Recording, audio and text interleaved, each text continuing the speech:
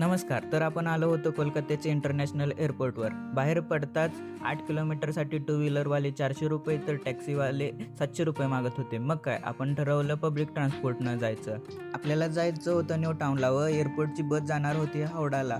त्यात bus conductor चांगले होते. त्यांनी आपल्याला अशा ठिकाणी सोडलं जिथून आपल्याला न्यू टाउनसाठी दुसरी बस भेटेल. मग काय, दुसरी बस पकडून आपण आलो न्यू टाउनला. इथंच होती आपली रांगोळीची साईट. मग आपण थोडे जेवण करून आपल्या रांगोळीला सुरुवात केली. तब्बल 13-14 तासांच्या अथक परिश्रमानंतर आपली रांगोळी पूर्ण झाली. ही रांगोळी कॉर्पोरेट इव्हेंटसाठी असल्यामुळे सोशल मीडियावर टाकायला आपल्याला परवानगी नव्हती. काम उरकल्यानंतर आपण आवरून निघालो रिटर्नसाठी. बस पकडून आपल्याला जायचं होतं शालिमार रेल्वे स्टेशनला, पण बस जाणार होती हावडाला.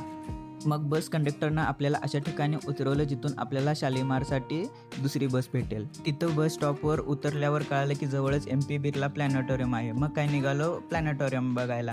तिथं गेल्यानंतर ₹140चं तिकीट काढलं आणि प्लॅनेटोरियमच्या आत गेलं. खरंच सांगायला झालं तर बिर्ला प्लॅनेटोरियम ठीक वाटलं. आत पूर्ण गोल थिएटर होतं. चारही बाजूंना प्रोजेक्टर लावले होते आणि मध्ये सेंटरला एक मुख्य मशीन होती.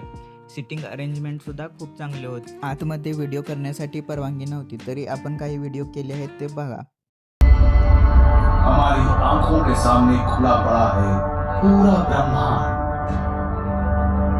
अपनी विभिन्न चीजों और अद्भुत अकल्पनीय घटनाओं से भरा हुआ ब्रह्मांड। खरं तर पाऊण तासाचा हा शो होता, परंतु आपण 50 ते 60%च बघू शकलो, कारण 2 रात्र 2 दिवस आपली झोप न झाल्यामुळे आपल्याला प्लॅनेटोरियममध्ये लागली होती थोडीशी झोप. शो संपल्यानंतर प्लॅनेटोरियममध्ये आपण गेलो आपल्या दुसऱ्या ग्रहांवर वजन किती आहे ते बघायला. मग बाहेर आलो. बाहेर होतं व्हिक्टोरिया मेमोरियल. खरं तर आत जायची इच्छा होती, पण आत गेलो असतो तर आपली ट्रेन चुकली असती. त्यामुळे बाहेरच पाहून आपण उबरवरून टू व्हीलर बुक केली व निघालो शालिमार रेल्वे स्टेशनकडे. जाताना वाटेमध्ये कोलकात्याच्या फेमस येलो टॅक्सी दिसत होत्या. जाताना आपल्याला विजयसागर सेतू दिसला. हा हुगळी नदीवरचा कोलकात्यामधील एक महत्त्वाचा आणि प्रसिद्ध पूल आहे, जो कोलकात्याला हावड्याशी जोडतो. हा भारतीय इंजिनिअरिंगचा एक उत्तम उदाहरण आहे. खरं तर आपला प्लॅन कोलकातामध्ये एक दिवस थांबून दुसऱ्या दिवशी ट्रेनने जायचा होता. त्या ट्रेनचं आपलं वेटिंग लिस्टचं तिकीट ही 100% कन्फर्म होईल अशी खात्री होती, परंतु अचानक दुसरी रांगोळीची ऑर्डर आल्यामुळे आपल्याला त्याच दिवशी निघावं लागलं.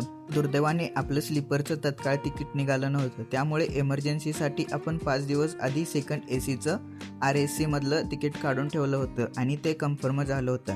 नाईलाजाने आपल्याला जास्त पैशाचं तिकीट काढून त्याच तिकिटाने प्रवास करावा लागला. इथून पुढचा प्रवास पुढच्या व्लॉगमध्ये.